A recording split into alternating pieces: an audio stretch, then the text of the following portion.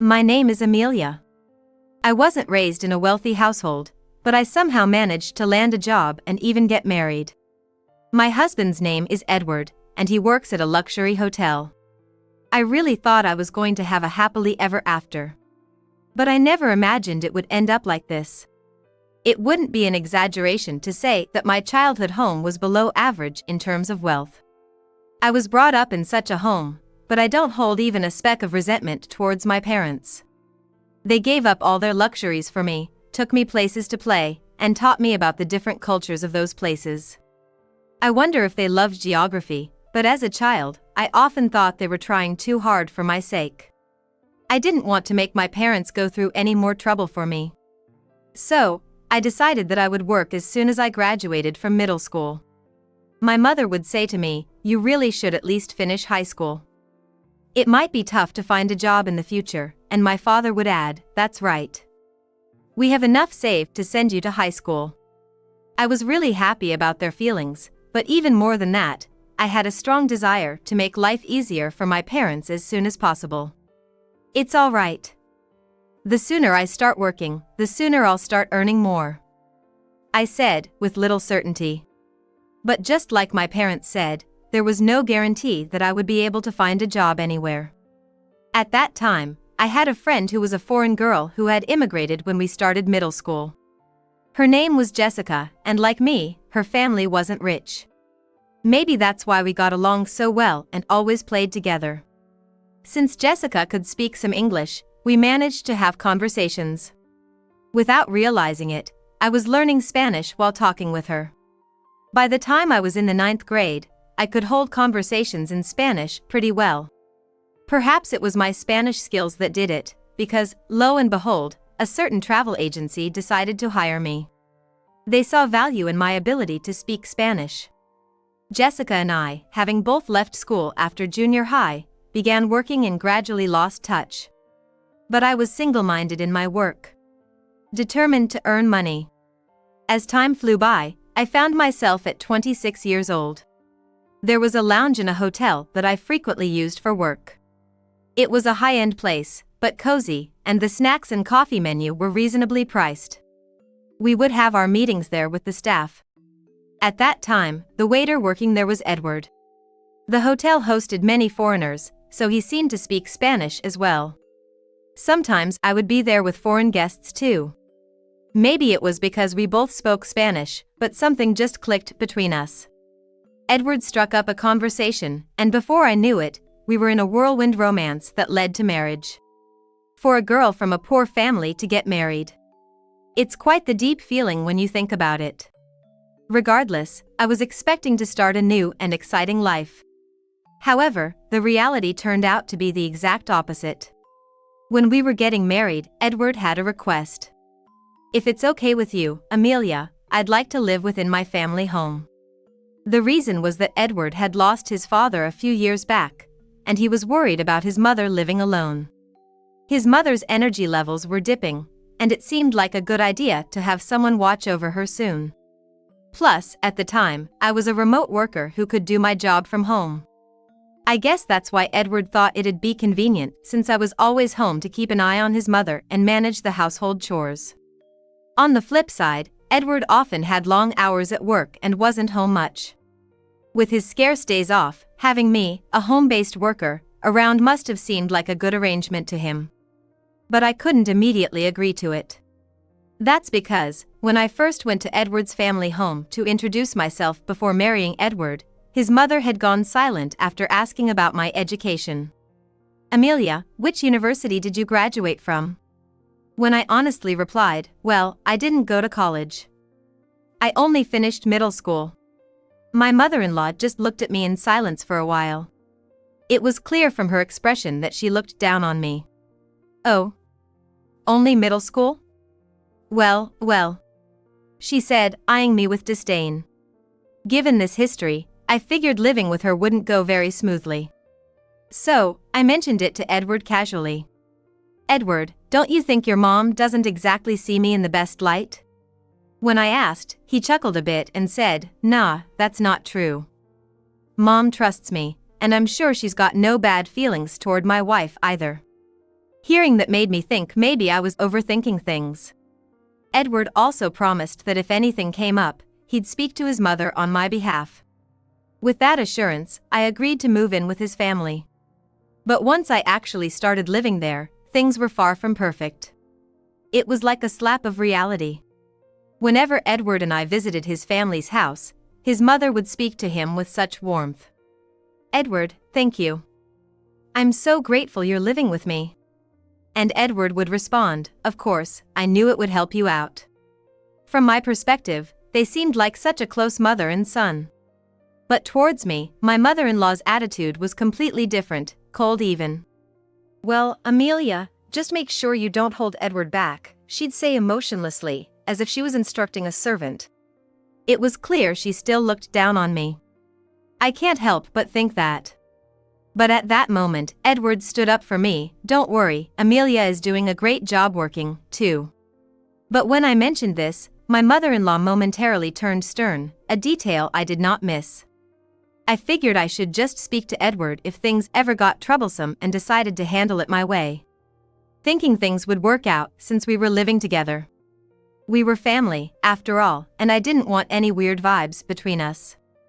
That's the spirit with which we started our cohabitation. But reality, as it often does, didn't quite bend in a favorable direction. Once, as I was working on my computer as usual, my mother-in-law barged into my room and said rather angrily, "Hey Amelia, when are you gonna clean my room? It needs to be done by 10 a.m. every day." I was taken aback since I had never heard of such a rule. Sure, I agreed to do household chores, but we never discussed to what extent. If she had just kindly told me from the beginning, that would have been fine. After all, I have my own job and can't be available all the time. However, arguing wouldn't be mature, so I quickly wrapped up my work, apologized, and started cleaning her room.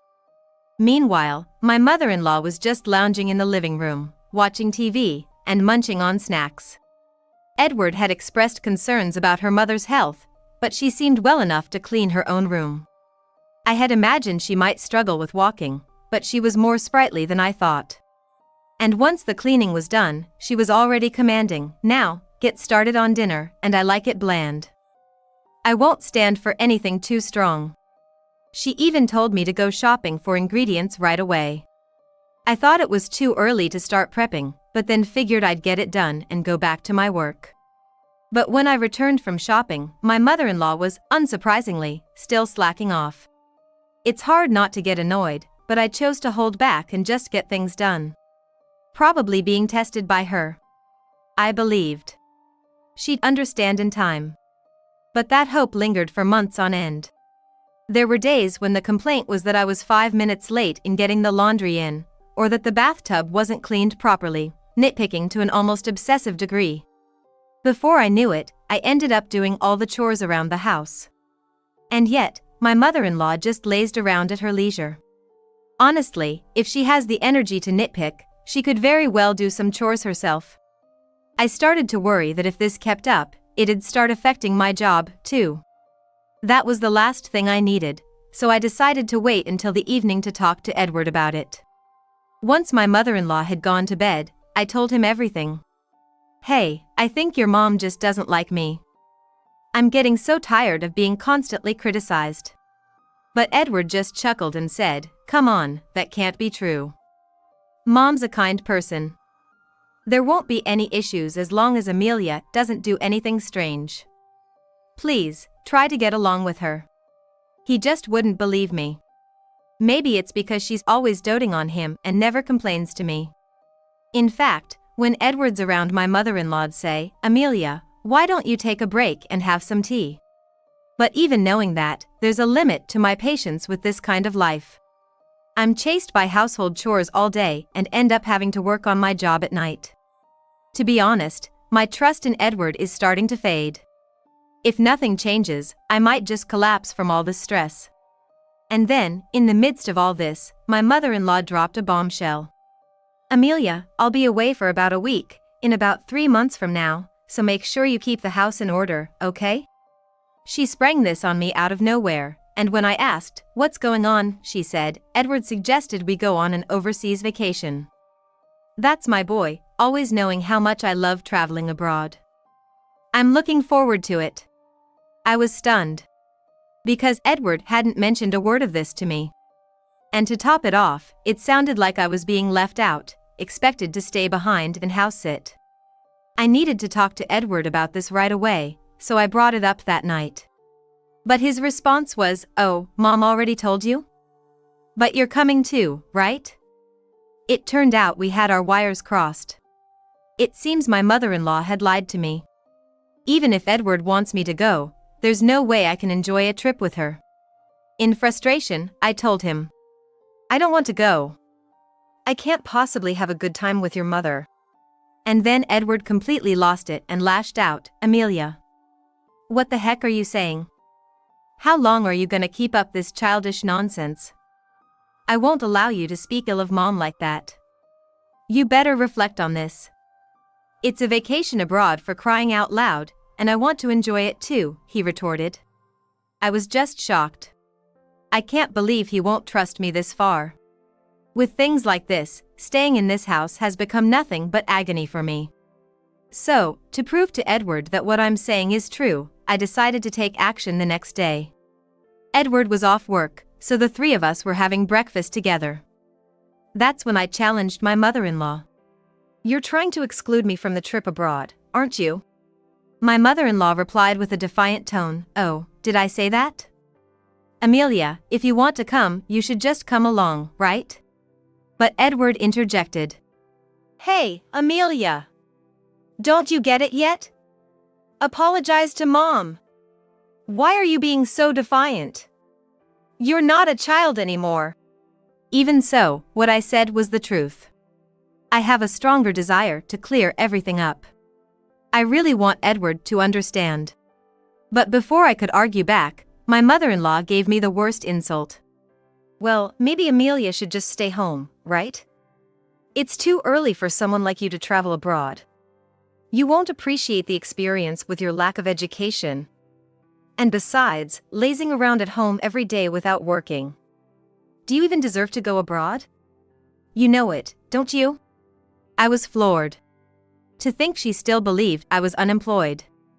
I had explained about my job even during our greetings. "I've told you what my job is, haven't I?" When I confronted her, she looked down on me. "What job? Remote work? Don't joke with me. You're just playing on the computer at home. It's been getting on my nerves every day. There's no way you're making money with that. You're just stealing Edward's earnings." She blurted that out. That really made me mad. But before I could retort, she went even further. "I have Edward, and that's enough for me.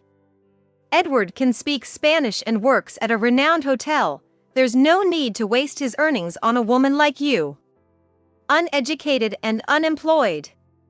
A bottom feeder like you should just leave as soon as possible." She just went on and on. After all her tirades, Edward must have understood what I was saying. As I looked at Edward, he made an unexpected remark. "Well, I can understand how Mom feels. Maybe Amelia needs to cool off a bit," he said nonchalantly as if he was fed up with me.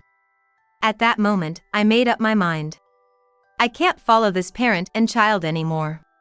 My mother-in-law told me to get out, but I still wanted to confirm. "Am I really supposed to leave?" Laughing, she said, "Of course. Leave as soon as you can.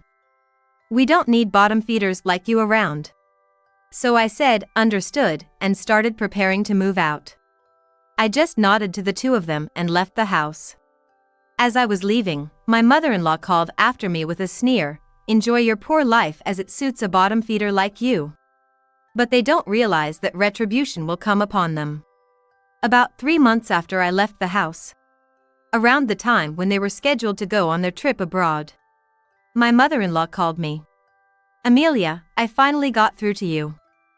"What in the world is going on?" She sounded quite frantic. "But first," I said, "I'm surprised you managed to call this number." She replied, "Of course, I tried several times and couldn't get through.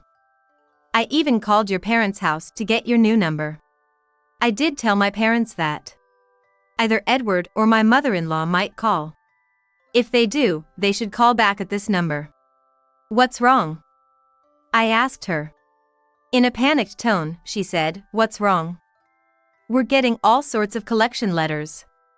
Help me out, I didn't know about any of this. Well, that's expected. You haven't been paying the utilities, have you? I simply answered what was expected, but my mother-in-law seemed to be in a world of her own. I had absolutely thought Edward was covering our living expenses, to find out you were paying for everything. Why didn't you tell me? I had no idea you were making that much money. It's kind of too late to be bringing this up now, but maybe Edward finally told her the truth. That's right. I had already started my own business, using the expertise I gained from the travel agency I used to work for. And now, it had grown to the point of earning $20 million, being widely accepted around the world. What shocked my mother-in-law even more was probably Edward's income. Just because he worked in a lounge at a well-known hotel doesn't mean he was raking in the cash. If anything, Edward was just an average Joe on the payroll, on the lower end, I'd say. And Spanish? That hotel is crawling with Spanish speakers. Even if he could speak it, it wasn't anything to write home about. There's no way his income could cover the living expenses for 3 people. In reality, just making ends meet for himself was all he could manage. So it's ridiculous that she hadn't realized until a collection notice came that I was the one paying all the living expenses for my husband's family. But the more I listened to my mother-in-law, the more appalling facts came to light. The reason why she insisted on me living with them wasn't to keep an eye on her. It was because she had been living off my father-in-law's wealth. But, blinded by a temporary influx of cash, she had spent lavishly until there was nothing left. That's when she turned to Edward, who she presumed was earning well. But Edward knew his income was low. And he was somewhat aware of my earnings, which is why he turned to me for help. Hearing this just reconfirmed what a hopeless pair they were. But their irresponsibility doesn't end there. By the way, are you managing to make the card payments? I asked that. Suddenly raising her voice, my mother-in-law exclaimed, "Exactly.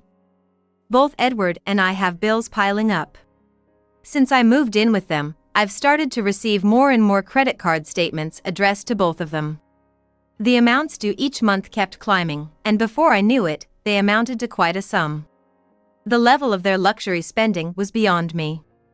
I have no idea what they were doing without paying the living expenses, but for sure, Edward's bills had surpassed his salary. And my mother-in-law hadn't kicked her old habits of lavish spending. It seemed they both had gotten themselves into debt, now totaling over $40,000.